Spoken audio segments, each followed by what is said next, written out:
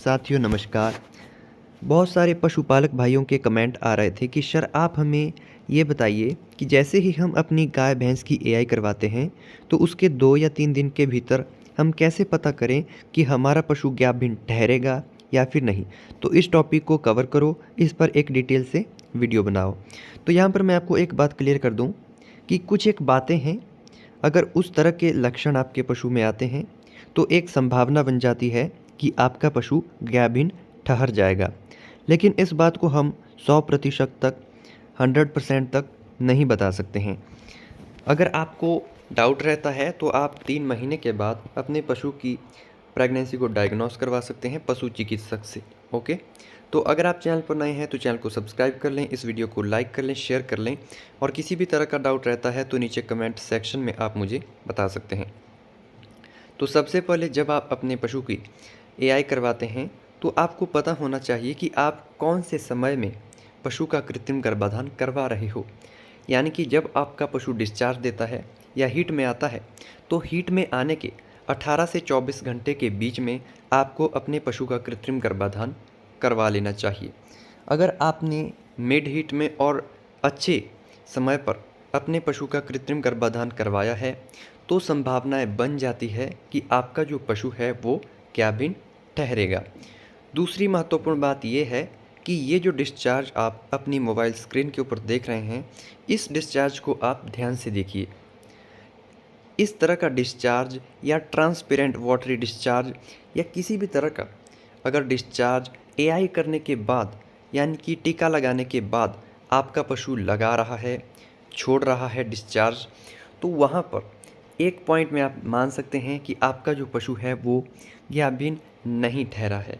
ठीक है, तो इस बात का आपको ध्यान रखना है कि अगर एआई करवाने के बाद आपका पशु दोबारा से बहुत अधिक गाढ़ा डिस्चार्ज छोड़ रहा है या किसी अदर या अन्य प्रकार का डिस्चार्ज छोड़ रहा है तो उस स्थिति में पशु के गाभिन ठहरने की जो कंडीशन होगी, संभावना होगी, वो बहुत कम हो जाएगी। तीसरी बात आपको ध्यान में रखनी है कि जैसे ही हम अपने पशु का कृत्रिम गर्भाधान करवाते हैं या एआई करवाते हैं तो उस समय तक पशु हीट के बहुत सारे सिम्टम्स दिखाता है, डिस्चार्ज छोड़ता है, रंभाता है, दूध कम कर देता है, दूसरे पशु पर माउंटिंग करता है, चारा कम खाता है, उछल कूद करता है, तो इस तरह के लक्षण दिखाता है। और जैसे ही हम एआई करते हैं, कृत्रिम गर्भाधान करते हैं, तो जो पशु कंसीव कर लेते हैं तो उसके बाद वह हीट के सिम्टम्स नहीं दिखाते हैं। यानी कि पशु पूरी तरह से शांत स्वभाव का हो जाता है, जैसे वो नॉर्मल कंडीशन में रहता है। तो कृत्रिम गर्भाधान करने के बाद अगर वह कंसीव कर लेती है तो वह इस तरह से सिम्टम्स नहीं देती है।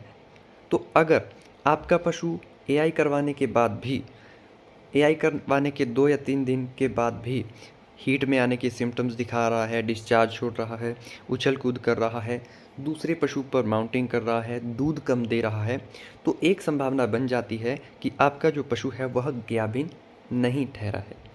तो ये 3-4 महत्वपूर्ण बातें हैं जो कि अगर पशुपालक भाई बिल्कुल ध्यान से देखते हैं, अपने पशु में इस तरह के लक्षण देते हैं, तो आप अंदाज़ा लगा सकते हैं कि आपका जो पशु है उसके कितने प्रतिशत चांस हैं गाभिन ठहरने के और कितने प्रतिशत चांस नहीं है गाभिन ठहरने के।